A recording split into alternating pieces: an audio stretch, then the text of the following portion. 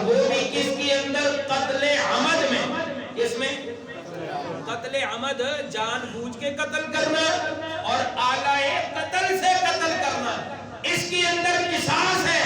اور قصاص لینے کی پہلی پابندی، قصاص لینے کا حق وارث کو ہے. قصاص لینے کا حق کس کو ہے؟ وارث کو ہے. دوسری پابندی، قصاص اگر لینے والے مثال کے طور پر 4 بیٹے، کتنے بیٹے؟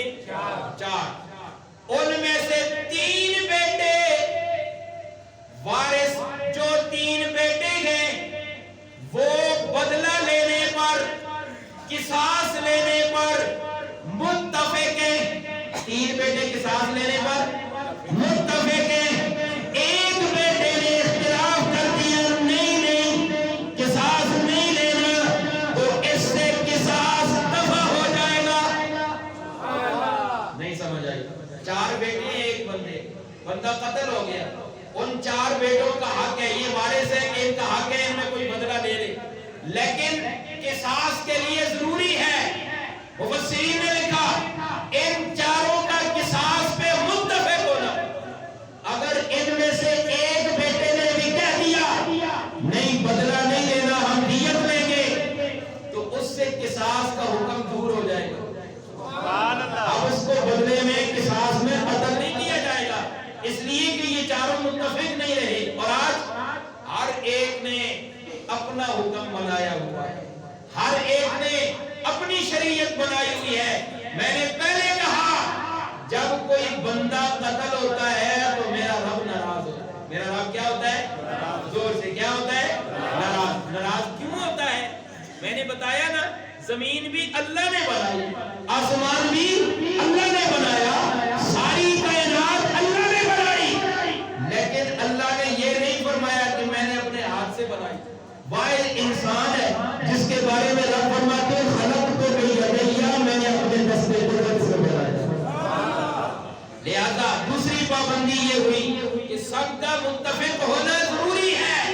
اگر متفق نہیں ہے تو قصاص اور بدلہ اس سے ٹل جائے گا، پھر بات دیت پہ آ جائے گی. تیسری پابندی، بلکہ ایک اور بات سمجھیں، تیسری پابندی وارث معاف کر دے. 4 وارث، مثال دے رہا ہوں، 4 وارث 4 بیٹے معاف کر دیں گے، معاف کر دیں کہ ہم نے بخش دیا ہے، اب بات ختم ہو گئی. ادھر یہ معاف کرے گا، کل قیامت والے دن ان کا رب ان کو معاف کر دے گا. اللہ فرماتے ہیں معاف کرنے والا مجھے بڑا پسند ہے، جو معاف کرتا ہے وہ مجھے بڑا پسند ہے. اور اگر ایک بات اور بھی ذہن میں رکھ لیں، اگر قاتل نے قتل کر دیا، مقتول بے گناہ ہے، قاتل نے اسے قتل کر دیا، مقتول کے وارثوں نے اسے نہیں بخشا، یہ 1,00,000 مرتبہ سجدے کرے، یہ 1,00,000 مرتبہ تلاوتیں کرے، یہ 1,00,000 دفعہ تہجد پڑھے، یہ 1,00,000 دفعہ عبادتیں کرے، رب کی طرف سے یہی حکم آئے گا جب تک میرا بندہ راضی نہیں ہے تب تک میں رب راضی نہیں ہوتا. رب کو اپنے بندوں سے بڑا پیار ہے، رب کو اپنے بندوں سے بڑا پیار ہے. خیر، تیسری پابندی وارث معاف کر دے تو پھر بات ختم ہو جائے گی، اب قصاص نہیں لیا جا سکتا. ایک اہم شک بیان کی، وارث اگر رضامند ہو جائے اس کے قصاص پر پھر قصاص لیا جائے گا، اور اگر ایک بھی اختلاف میں آ گیا قصاص کا حکم ٹل جائے گا. یہ قتل عمد کے بارے میں، کس کے بارے میں ہے؟ قتل عمد. ایک بندہ اگر قتل خطا کر دیتا ہے، کسی سے غلطی سے قتل ہو گیا، یا قتل شبہ عمد ہے، اس متعلق قرآن نے بیان کیا، فقہائے کرام نے لکھا اس پر قصاص نہیں ہے، اس پر دیت ہے. اس پر کیا ہے؟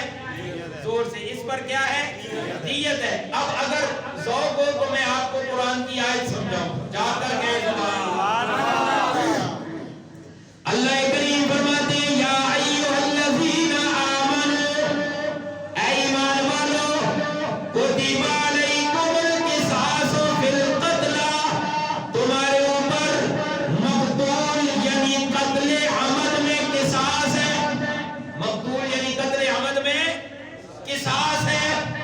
गला जो उपरियां ने तो लंदियां ने ताई नहीं आती हो सुभान अल्लाह क्या को सुभान अल्लाह।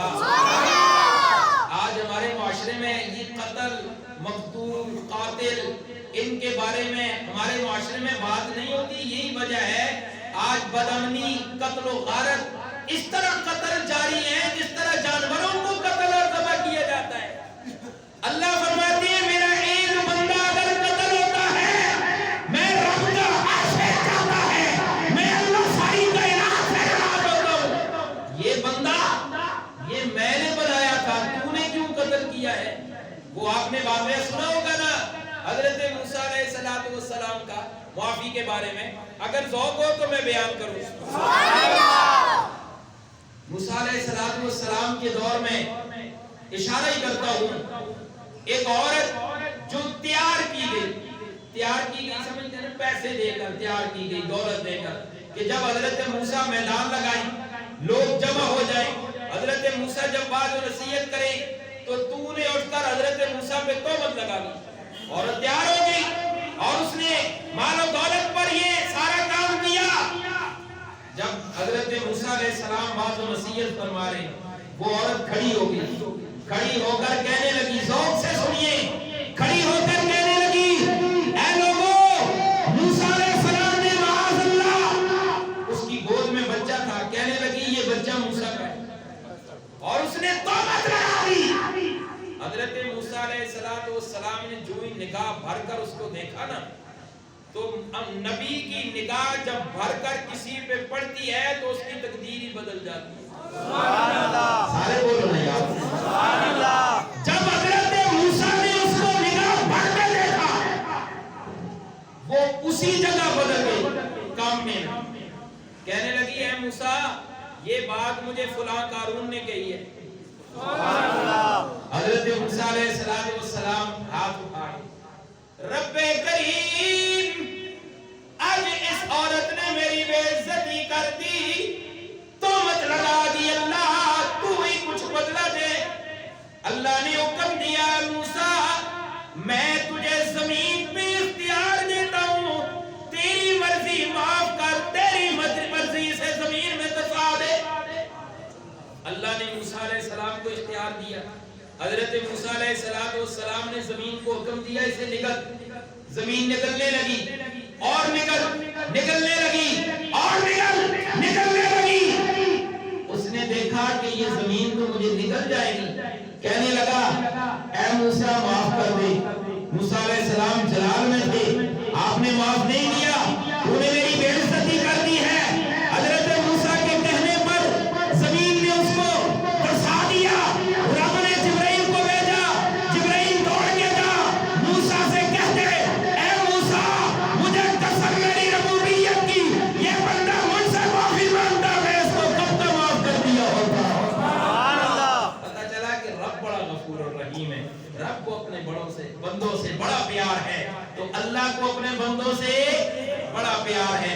एक कत्ले अमद है एक कत्ले शिबे अमद है एक कत्ले खता है तो ये किसास का हुक्म कत्ले अमद में है और वो भी कुछ पाबंदियों के साथ है। पाबंदियां समझ आई हैं। और आजकल जिसको देखो कत्ल के लिए तैयार जिसको देखो कत्ल के लिए तैयार कत्ल के लिए हाथ उठाना अल्लाह फरमाते हैं ये तू मेरी महबूब चीज पे हाथ उठा रहा है। सुभान अल्लाह। ये बंदा अल्लाह का महबूब है। देखें मूसा ने इसी वाक़े को ले ले मूसा अलैहिस्सलाम ने उसे जमीन में दफा दिया और रब ने फरमाया है मूसा अगर ये मुझसे माफी मांगता तो मैं अच्छा एक रिवायत में आते हैं रब ने फरमाया मूसा रिज़्क़